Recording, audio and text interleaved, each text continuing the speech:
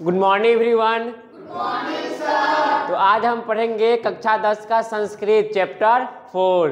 तो चलिए देखते हैं चैप्टर 4 के बारे में। चैप्टर 4 जो है आपका, उसमें है संस्कृत साहित्य लेखिका। इस चैप्टर में संस्कृत साहित्य के क्षेत्र में यानी कि संस्कृत विषय में महिलाओं के योगदान के बारे में चर्चा किया गया है। लेखक इस पाठ के माध्यम से संदेश देना चाहता है कि जब संस्कृत की उत्पत्ति हुई थी, जब संस्कृत में धर्म ग्रंथों की रचना की गई थी, उस समय सिर्फ पुरुष का ही योगदान नहीं था, महिलाओं का भी योगदान था। तो उसी महिलाओं के योगदान को इस चैप्टर के माध्यम से लेखक बच्चों को दिखाना चाहते हैं। तो चलिए हम लोग पढ़ते हैं इसको। चतुर्था पाठ है, 4 पाठ है कक्षा 10 का, संस्कृत साहित्य लेखिका। तो आज हम देखते हैं इसमें क्या क्या दिया गया है। संस्कृत साहित्य लेखिका पाठ में लिखा गया कि समाजस्य यानम पुरुषे नारी भी चलती। समाज की जो गाड़ी है, समाज की जो यानम का मतलब होता है गाड़ी, समाज की जो गाड़ी है वो पुरुष और नारी दोनों के मिलने से चलती है। कहने का मतलब है कि समाज का विकास सिर्फ पुरुष से नहीं हो सकता है, सिर्फ स्त्री से भी नहीं हो सकता है, इसमें स्त्री और पुरुष दोनों का योगदान चाहिए। तो ही लिखा गया है कि समाजस्य यानम पुरुषे नारी भी चलते हैं। समाज की गाड़ी पुरुष और नारी यानी कि स्त्री दोनों के मिलने से चलती है, समाज का विकास दोनों के मिलने से होती है। साहित्य अपि उभयो समानम महत्व। जिस प्रकार समाज के विकास में स्त्री पुरुष दोनों का योगदान है, उसी प्रकार संस्कृत साहित्य में भी दोनों का समान योगदान है। अधुना सर्वभाषासु संस्कृत रचनाया स्त्रियों अपि तत्परा सन्ति यश च लभ्यते। आजकल जितने भी संस्कृत लेखिकाएं हैं वो सभी भाषाओं के साहित्य में, ऐसा नहीं है कि आजकल महिलाएं जो है वो सिर्फ संस्कृत भाषा में ही है, नहीं, सभी साहित्य में है, सभी भाषाओं के साहित्य में महिलाओं का योगदान है। और महिलाएं जो है वो उसमें योगदान देती है और यश प्राप्त करती है। संस्कृत साहित्य प्राचीन कालातेव संस्कृत समृद्धो योगदानम नूना अधिकम प्राप्यते। संस्कृत साहित्य के क्षेत्र में प्राचीन काल से ही इसके योगदानों के, महिलाओं के योगदानों को कम या अधिक लेकिन देखा गया है महिलाओं के योगदान को। पाठे अस्मिन अति प्रसिद्धा नाम लेखिका नामेव चर्चा वर्तते एन साहित्य निधि पूर्ण तासाम योगदानम ज्ञायते। इस चैप्टर में हम लोग स्त्रियों के यानी कि महिलाओं के योगदान को जानेंगे।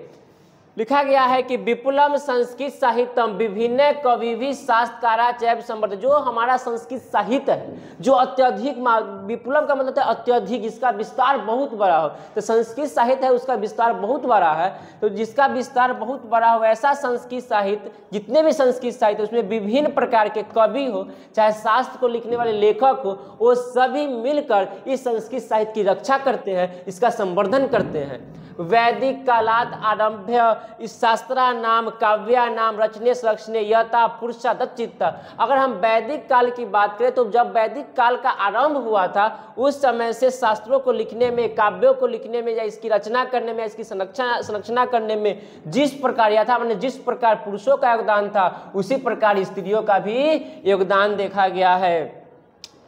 वैदिक युग, आगे देखेंगे हम लोग वैदिक युग यानी कि वैदिक युग में, वैदिक काल में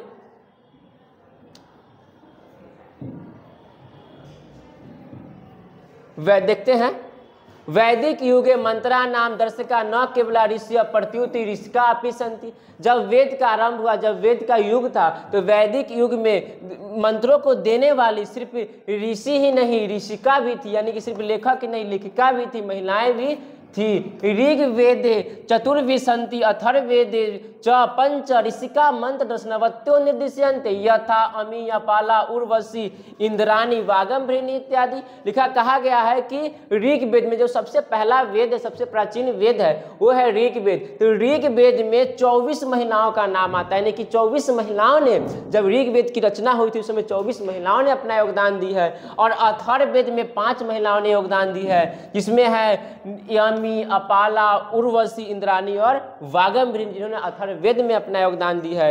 अगर हम बृहद और उपनिषद की बात करें, उपनिषद की संख्या 108 होते हैं, लेखक महर्षि वेदव्यास है। अगर हम बृहद आरण्य उपनिषद की बात करें तो उसमें याज्ञवल्क्य की पत्नी मैत्रेयी का चर्चा किया गया, जिसमें याज्ञवल्क्य अपनी पत्नी मैत्रेयी को आत्मा के बारे में, आत्म तत्व की ज्ञान देते हैं, आत्मा के बारे में उनकी वर्णन किया गया है। जनक की सभा की अगर हम बात करें, जिसमें राजा जनक हुआ करते थे, उनके राज्य में रानियां हुआ करती जो संस्कृत के काफी विदुषी थी, ज्ञानवान थी। लिखा गया कि जनक के सभा में एक ज्ञानी रहती थी, एक विदुषी रहती थी, जिसका नाम था गार्गी। गार्गी जो थी वो बहुत संस्कृत के ज्ञाता थी, उसके अंदर बहुत ज्ञान था। वह वचकन्वी थी। वचकन्वी का मतलब होता है वह तर्क वितर्क करती थी। जो दूसरे राज्य से विद्वान लोग आते थे उनसे संस्कृत में बात करती थी, संस्कृत में तर्क वितर्क करती थी।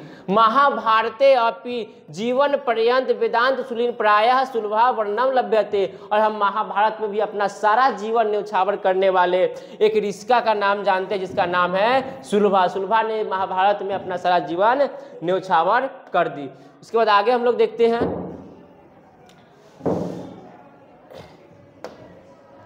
आगे देखेंगे कि लौकिक संस्कृत साहित्य की अगर हम बात करते हैं तो लौकिक संस्कृत साहित्य में चतुर्वेद 40 महिलाओं ने 100 से भी अधिक ग्रंथों की रचना की थी लौकिक संस्कृत साहित्य में, जिसमें विजंका को प्रथम कल्पा के नाम से जाना गया है। जो लौकिक संस्कृत साहित्य उसमें 40 महिलाएं थी, लेकिन जो सबसे प्रथम स्थान पर वो है विजंका। और विजंका को डांडी कवि ने सर्व शुक्ला सरस्वती की उपाधि दिए थे। कहा गया है कि विजंका का जो समय था वह 8वीं शताब्दी तक था। तस्य काल अष्टम शतक नियते चालुक वंशीय चंद्रादि तस्य राज्ञी विजय भट्टारी काव्य विजंका इति बहवो मन्यते। कहा गया है कि इसका जो समय था वह 8वीं शताब्दी था। ऐसा विद्वानों का मानना है कि जो विजयंका थी यह चालुक वंश के राजा चंद्रादित्य की रानी थी, जिसको विजय भट्टारिका कहा जाता था। उसी को बाद में विजयंका कहा जाने लगा, माना जाने लगा। उसके बाद अगर हम दक्षिण भारत की बात करें तो दक्षिण भारत में शीला भट्टारिका, देव कुमारिका, राम भद्रामा, ये दक्षिण भारत की प्रमुख लेखिकाएं हैं जिन्होंने दक्षिण भारत में संस्कृत के क्षेत्र में अपना अहम योगदान दी है। उसके बाद आगे देखते हैं,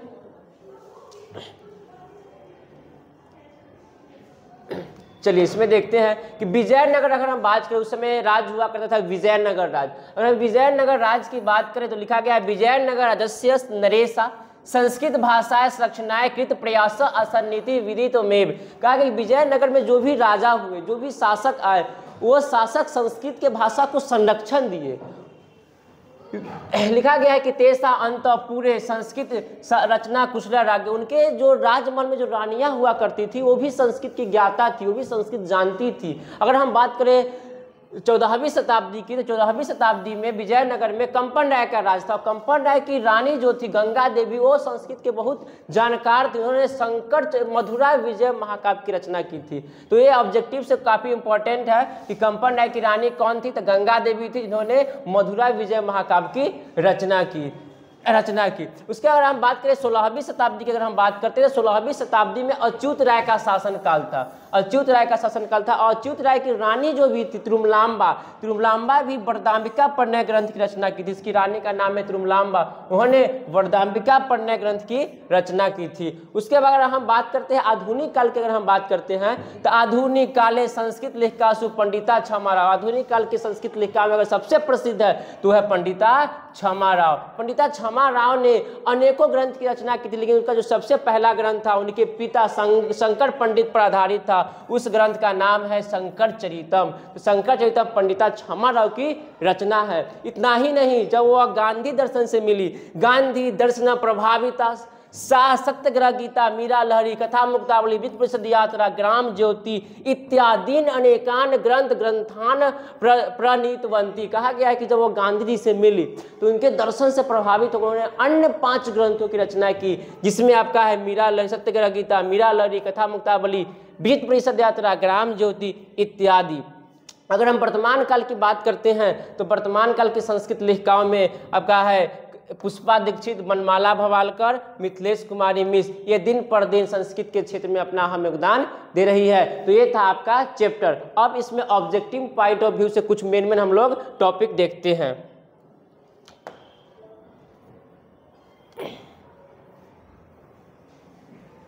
देखेंगे इसमें लिखा हुआ है कि अथर्ववेद में 5 लेखिकाओं का नाम आता है। अभी हम लोग पढ़े थे कि अथर्ववेद में 5 लेखिका, इसमें यामी, अपाला, उर्वशी और इंद्राणी है, वागंभरीनी है, इसमें लिखा हुआ है। ऋग्वेद में 24 लेखिकाओं का वर्णन किया गया है। ऑब्जेक्टिव में पूछे जाते हैं कि ऋग्वेद में कितने लेखिकाओं का वर्णन है, उसमें 24 लेखिकाओं का वर्णन किया गया है। तो ध्यान से इसको देखेंगे 24 लेखिकाओं का।